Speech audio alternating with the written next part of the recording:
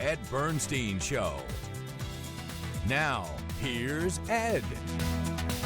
Well, if you're like a lot of our viewers, you love stories about The Sopranos, The Godfather, and with me now is Frank Calabrese Jr., right? Because Correct. Now your father, Frank Calabrese Sr., Correct. was a very well-known, do I call him mobster? What do you call him? Mobster. He was a high-ranking mobster in the Chicago mob. Yeah. Right. Has passed. Yes. Right? It was convicted of multiple crimes, including murder. 13 murders he was convicted of. And you grew up in that environment, and you like to compare it to The Sopranos. Correct. Why? Because The Sopranos was the first time that they showed how this life affected the rest of the family. And that's what a lot of my story is about, the people that weren't involved, how it affected the wife, the kids, the aunts, the uncles, even close friends.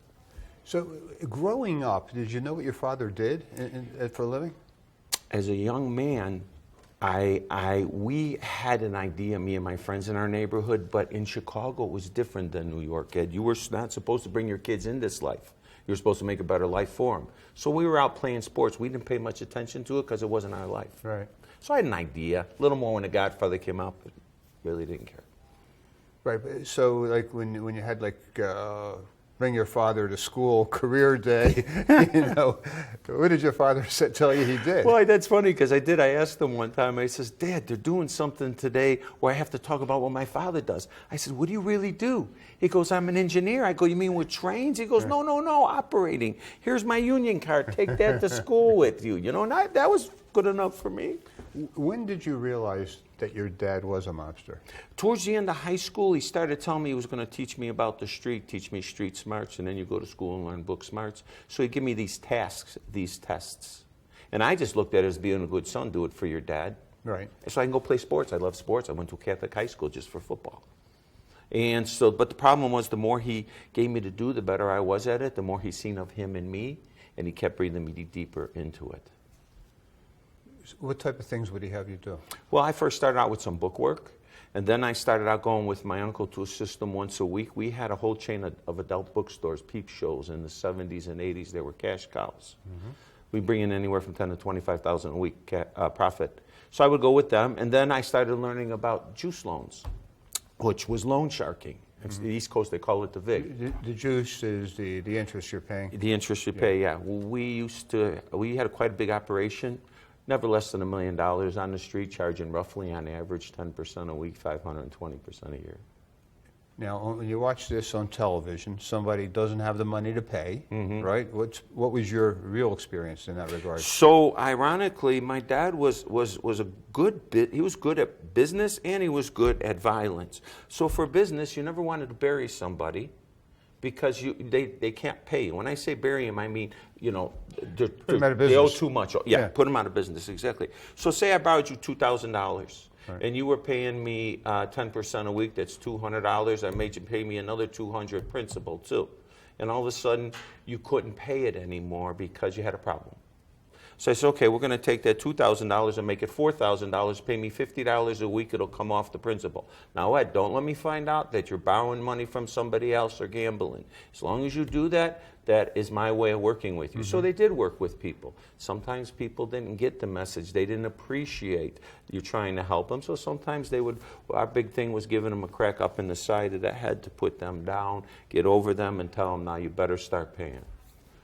When you watch The Godfather, when you watch The Sopranos, there seems to be a dichotomy between what some of the mobsters, how they behave, and what their religious beliefs are. I mean, they all seem to be very observant, or at least following protocols, particularly, in the Catholic Church with The Godfather. There's great scenes where there's a baptism going on, and at the same time they're performing some murders. What was your experience, and how was that balanced in your family? So when I grew up a Catholic, and naturally when I grew up in the neighborhood, I'm half Irish, half Italian, so I was Catholic on both sides of the family. And my Irish side was more practicing Catholic than the Italian side. I went to catechism because we couldn't get in the Catholic school and grammar school, so I went to a public school. So for me, I believed in it all. I went to Catholic high school too. I believed in, you know, good and evil, heaven and hell and all that. And but for my father and guys in the life, it was more a manipulative part of how does it serve them, not how do they serve the church or the religion. So if it benefited them, they did. I mean, and you see it in Sopranos, right? Paulie Walnuts, he thinks he's going to heaven because he keeps giving to the church and even has a disagreement with the priest about it. You know, I'm guaranteed, right? I gave you all that money. So, but you know what? Ironically, some of them thought like that. Now, naturally, everybody thinks differently. So, but there were some people that really did were practicing Catholics and kept what they did separate. There came a point in time, eventually, when you're doing these errands for your dad, and then I guess, were acting independently sometimes, and with your brother, right? You have a. My brother really didn't do much. No, my brother was legit. My brother worked for the union for my uncle. He was very good at what he did. He had businesses. My brother actually had a part of the play called Tony and Tina's Wedding. They ran in Chicago, at Second City. My dad actually tried to extort him there, him and his partner. So my brother was very legit, very good, very legit, and a good brother and a good son. My brother Kurt. Now your father had a brother. Yeah, my uncle Nick. Right, that in the business? Also a made member of the Chicago mob, and my uncle Nick was a soldier in the military. He was a radio operator during the Vietnam War on the USS Enterprise. When he came home in 1970, he followed my dad into the life as his top assistant. My uncle was like an older brother to me. We were all close. And he idolized my dad just like I idolized my dad. So whatever my dad said, that's the way it was. And you've described your dad as being charismatic, being manipulative. He just had that kind of personality where people followed him? Yeah, when he was young, everybody liked him. Okay, my dad, a few traits that they look for to get in this life is a good earner, master thief, and somebody that can be violent. My dad had all three of those traits. Not everybody does. A lot of times you're either a racketeer or you're a street guy, a guy that does heavy work, violence, even murder. My dad had all three, but when my dad was young, he was kind of like the patriarch of the family. He had a huge heart. Never brought the street in the home. He kept it out of the home. And he was a great guy to be around. This life changed him. His mentor, who was a sociopathic killer, Angelo Hook LaPietra, my dad started becoming like him over the years, the more time he spent. And we started to see these different personalities. He started to bring it in the house. He started getting more manipulative, paranoid, controlling, and even violent with family members. And it concerned us all. So there eventually came a point in time where your dad was in prison, and were you in prison? You're both in prison at the same time. Who was? Right. So fast forward, at one point, I eventually bought into all this. I bought into my dad. I bought into my uncle, and I was good at it. And yes, I took it to the next level. I went out in the '80s. Powder cocaine was very popular. I started selling it. I started doing it, knowing it was a death sentence by the mob if I got caught in my dad. When I bought into... Your dad didn't want you to sell cocaine? No, he didn't have any idea. It would have killed me. Right. He didn't find out till the day we were going into prison. And at that time, that seemed like, I remember even a plot of The Sopranos at that time, where that was kind of a no-no. Hey, we're going to stay out of cocaine. We're going to do all these other criminal acts, but no cocaine. Correct. Not sell drugs. Correct. And so me and my dad, our lives were... I wanted to get away from him. I seen him change. I didn't want to be around him anymore. He didn't like that. My dad took no as disrespectful. My dad, if he couldn't control you, he looked at it as being disrespectful. Controlling meant you do whatever he says without questioning it. And that started happening. We started getting into... Yeah. And one thing led to another. And at one point, he tried to kill me, because he couldn't control me anymore in the garage. I got out of that. I don't know how I did that day. From that point on, our relationship was really, really falling apart. My life was falling apart, falling out of control. In 1997, we wound up getting indicted on the last day of a 10-year statute of limitations for an old case. I was looking at 10 to 12 years if I fought at 97% conviction rate. So I was able to plead out, non-cooperating. You plead before you go to court. And my dad and everybody else decided to do the same thing. So we wound up in prison. Now, I needed prison. I needed to get out of the life, to change my life, because I was doing a lot of it, and most importantly, get away from my dad. While we're in prison, in separate prisons, I find out I'm getting transferred to the prison my dad's in. And that's the only man in life I ever feared, and I didn't know what to do at first. And then I finally decided this is my rock bottom. I lost the fear of him at 37 years old, and I'm going to try to work on a relationship in the same prison we got. Nothing but time. So after 6 months of being down, I wound up in the same prison as my dad. Now, most people would think, well, hey, my dad's there, it's protection for me in prison. But you didn't feel that way. No. You were more afraid of him than feeling secure around him. No, I mean, I was in higher securities before I got to him. Yeah. I was in maximum security. I was in a penitentiary for a little bit. He was in a medium security. When I got to where he was at, I felt like I was going to college, like I was free compared to where I was at. It wasn't about that. It was about, my concern was, is my dad going to, he promised he'd never bring me back in this life when we got out if I did my time.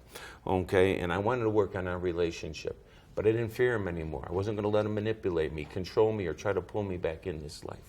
The problem was when we were in prison together for 8 months working on our relationship, I get a job in the commissary. I'm doing well. I'm working out every day. I'm in excellent shape. My dad sees this. He starts to try to manipulate me again, and we start butting heads. Wow. You were convicted in prison of selling drugs? No, never got caught selling drugs. It was extortion, racketeering. Actually, it was for running a loan sharking racket with my dad and my uncle, my brother, and 7 other crew members. We were all indicted for a loan sharking racket from 78 to 92. So your dad was convicted of those kind of similar offenses. We were all the same, You're both in prison. However, your dad had committed multiple more heinous crimes. Oh, definitely. Right? And the federal, well, I guess it wasn't federal. I guess the state authorities were interested in convicting him of some of those other offenses. They had no ideas. They had no idea. They thought they had us. They had no idea. They thought that was the extent. They just thought we were loan sharks and did some gambling. That was it. Right. They had no idea. So then you had this change of life thing going on mentally. You wanted to change your life. You wanted to. I just wanted my dad to leave me alone and not bother me, not bring me back in this life. I had some restaurants. I want to run the restaurants. I want to be a family man. I want to change. He knew about the drugs. That ain't gonna ever happen again. And when he started wanting me to come back in, and I knew it, and I was so mad. And at some point, it got so bad between us because he kept trying to manipulate me, control me, that we almost got in a fist fight in prison. So what I did was, sometimes you got to make a decision in life, and all your choices stink. What did I do? I thought about the FBI. How can I keep this man locked up forever?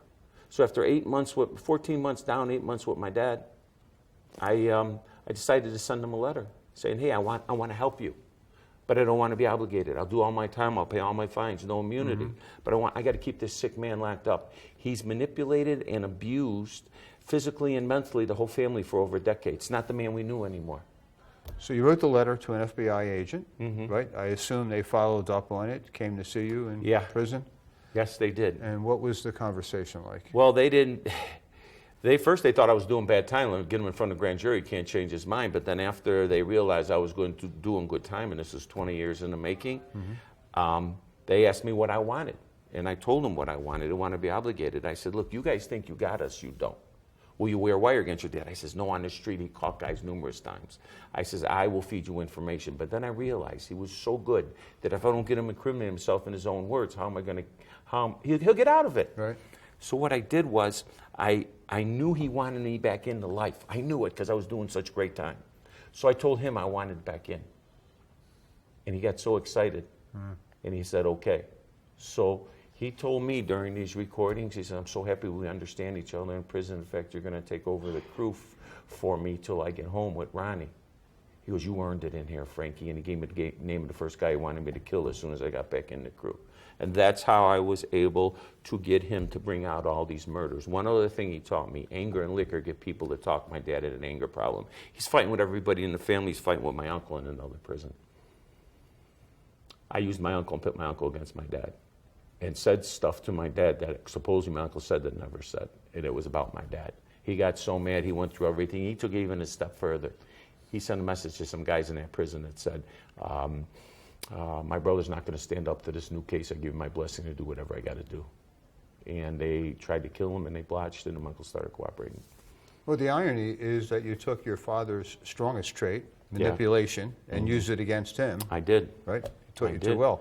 I did. So, all right, so you were a wire. You got him to talk about, I guess, some of the murders that he had committed. He subsequently was indicted. So I just opened the doors to this family secret because I just went against my dad. The worst thing the mob ever did was when they tried to go after my uncle, because he was involved in all this stuff that nobody knew about, and he had an unbelievable memory. So everybody in the family secrets trial was all convicted. My dad and the bosses all got enhancements because of the RICO conspiracy murders to life in prison. 18 murders were solved, one of them who killed the Spilotro brothers at the end of the movie Casino. 30 murders were convicted, 18 convicted, 30 murders were solved where the government closed the books on. One of them, who killed Sam Giancana, the boss of the Chicago mob in the 70s. So there was a lot going on with this case. And your father was known to commit these murders with ropes and knives. That was his signature style. trait, hands-on. Yeah. Very good at it. And why was Tony Spilotro killed? My understanding, through my dad, through my uncle, when the orders came down, was Tony did a few things. Number one, he was given a lot of money out here on the street, and juice loans, and while guys wouldn't pay, he would kill them and bury them in the desert. He had an affair with Lefty Rosenthal's wife, and then he tried to blow up Lefty without permission from the bosses or their knowledge. So that was just a couple of the many things that Tony was doing wrong. Wow. Now, you're currently performing. I'm going to use speaking, performing, telling stories. Yes. Right at the Mob Museum. I am. Right? I do have a residency there. Yes. So you're there for. You're going to be there for a while. You're there Thursday through Sunday, 11 a.m. to 5 p.m. Correct. So if people enter the Mob Museum, and then I guess there's certain times throughout the day where top of every hour you can come up. We have a nice area there where you sit down. I do a little PowerPoint presentation. I talk about it. And what do you do? I mean, you change topics, right? Well, I don't. That's pretty much the same topic, but we have other programs which you can go on the website and see. But we have other programs where I dig deeper into it. You know, like our cat and mouse games with the law enforcement on March 20th. In April, I'm going to talk about Chicago mob in Las Vegas. I'm going to talk about everything that happened out here. So I dig into different topics. You know, even topics about how this affects your family. How do you try to keep it out of us? How does it change you? Then I talk about the trial, and I talk about prison in one of them. Frank, you know, we were talking earlier. We did a show with Henry Hill, who was a very famous gangster. Yes. Put it on YouTube. Got 600,000 views on YouTube on our show, on our interview. What is it about mobsters, about the mob, about this genre that people are so interested in? I think the Hollywood part that takes certain parts of this life and shows you the glorious stuff without the other stuff. And that people get intrigued with it. They're interested, you know. And it's funny because I talk about abuse. My dad abused our whole family, physically, mentally, right? And because I was in this life, they say, oh, he's a rat, he did drugs, he couldn't stand up against his dad. They forget about the abuse part. But then somebody that's abused on the street, everybody will rally behind them. So it's kind of like they feel like they have to have this loyalty to this organization, but there's really no loyalty, very little. When you were sent to prison, you had 2 young children. Yeah. Right, 6, 10 years old, something like that. Yeah.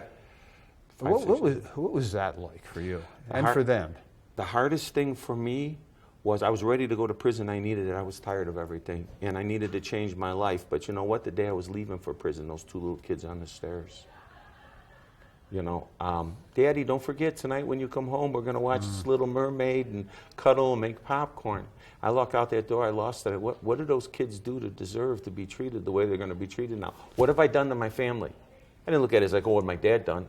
Right. Okay? I never suffered a day in jail. We thrive in jail. It's part of this life. There was a time where I didn't think I was going to live to be 30 years old. Okay? It was all about my kids. And that's made me realize. That's why today my kids are 33 and 32, and those are the ones I answer to. What did their mom tell them when you were in prison? So when my mom, when their mom, Daddy made mistakes. There's two kinds of people in prison. There's people that make mistakes. There's bad people. Daddy will be home, but he's got to pass these classes so he don't make the same mistakes. But when I got home from prison and the kids had a lot of questions because they were a little older, my ex-wife told them, she says, you need to know who your dad was and what he had to go through to get to who he is now and how you will know him now. And they put a lot of time into it, you know, and the relationship I have with my kids, I'm very careful because I'm my dad. I have so much of him in me, and I don't want to make the same mistakes as my dad made with my kids. So every day, you know, it's the first thing on my mind. Living straight. Yeah. But you're still, but you have said that you're still tempted at times to do something that maybe is, you know, illegal. You know, I guess the same way, you know, an alcoholic is always tempted to have another drink, right? I mean, that never goes away. So mentally, when you're going through that, how do you conquer the urge? Well, one thing that saved me was I worked jobs all my life. Some of these guys in life never worked a job. So when things get hard, that doesn't leave you just because you change what you want to do. When things get hard, you go back to what you know. I never got caught for anything what I did. I went to jail one time. My dad had a soft spot for a guy. Okay, so some stuff comes up, and I look at it, and my criminal mentality, one more time, do something good with the kids. I had a chance $200,000-$300,000 maybe 7-8 years ago, and I actually had to step back. I thought about my kids, and more importantly, through all of this, I thought about my dad, the mistakes he made with his family, and what he put his family through. Do I want to put my kids through that? What if I get caught and I got to go to jail? I'm going to put them through that again? I think about the day on the stairs.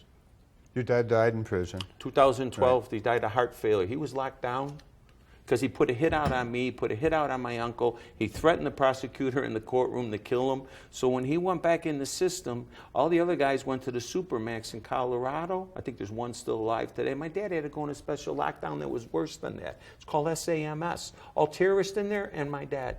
Wow. And he died Christmas Day of 2012 after 4 years of being locked down like an animal, strong as a bull of heart failure. Do you have any regrets at the end after what you did, you know, regarding your dad and some of that regrets family? to what I did to my dad, I don't have any. Regrets to what I've done to people on the street, the person I was, what I've done to my family, I've always had regrets for that. And I'll tell you why I didn't have regrets for my dad. That 8 months I was in prison every day. I used everything he taught me. Make sure that you're making the right decision. Could you live with this decision? I tried everything I could. It had nothing to do with us doing time or anything. We were doing great time. It was all about our relationship. And here he is telling me when I get back out, he wants me in the crew, and he gives me the name of the first guy he wants to kill. So no, I don't have regrets because my dad was past that point of change. He had no soul no more. You wrote a book called Family Secrets? Correct. Right? Is that still available? It is. Yeah. It is still available. And you also talk about how you frisk somebody to determine if they have a weapon or a microphone, right? Yeah, there's a lot of different ways. The hug you see in the movies, there's more to it, you know, for weapons or. I mean, there's a skill involved in that? Yes, there's a skill involved in a lot of that. And it's so funny because when I was in a life with my dad, we had connections in the sheriff's department where we can get a badge and carry a gun and do holiday court. You volunteer once a month. So I went to the state police training school. So they brought out somebody and they had people frisking them. Right. 3 people went up there and didn't find anything. I went up there, I found 2 guns, a knife, and I found all this stuff. Yeah. And the guy was laughing, you know. So yeah, you learn everything about the street. That's what I'm going to be talking about on the 20th is you know, the FBI was our biggest enemy. We learn. They can make all the mistakes they want. Pay attention to them. You'll learn something. We can't make one. Right. Every day, every part was about the street and the Surviving. FBI. Yeah. You know one other thing my dad said, Ed? He goes, hey, he goes, the FBI is our enemy. I says, yeah, so I hate him. No, don't hate him. Respect him. Don't hate him. Why? You don't want to make it personal. Look what Gotti did. He made it personal. He had all the law enforcement agencies fighting each other to get him. Because you never want that guy to go home mad at you. Well, we only got about 2 minutes left. But you have this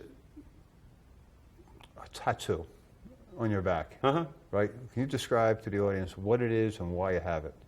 Okay, so it's the United States behind with bars across it, with my hands out like this, with chains on it. It was personal to me, but the part that I talk about in the book was because one time I had the wire on. My dad found out I got the tattoo and he wanted to see it, and I almost got caught with the wire. So how did you get out of that mess? I talked my way out. Wow. I talked my way out, but I tell you, after I was done, I was concerned. And he was mad. He goes, "Why are you getting all these tattoos in prison?" I said, "Dad, I like them. They all have certain meanings to me. You know, like I have the scorpion and the frog. I don't trust anybody." Right. The name of the book is Family Secrets. You can catch Frank Calabrese Jr. over at the Mob Museum. And look, unbelievable, we have a mob museum here in Las Vegas, right? I mean, we only have about 30 seconds left. But did you ever think we'd have a mob museum? And law enforcement. Well, you know what's great about the mission is to let the people know about organized crime. You know, what to see out there that's around you and how it's affected this country. And that's one of the reasons why I love being there. One more question. Does organized crime still exist? Not with the Italian Americans. There's a couple of guys left, but it's all other organizations now. Russian, Asian, cartels, Middle Eastern. Thank you. Frank You're Calabrese Jr.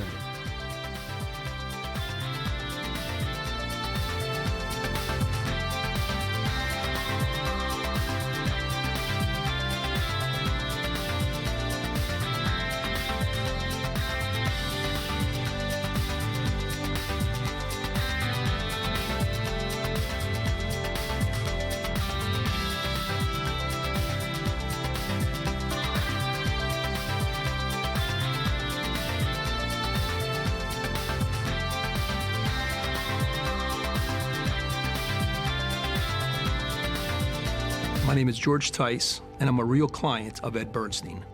So I was in a really bad car accident, head-on collision. I had to have surgery, and I needed a good attorney. So I immediately thought of Ed. Ed is tenacious, and he knows what he's doing, so he was my best choice. He cares about his clients, and he cares about the results of the case.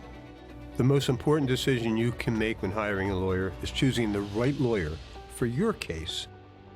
We are that firm.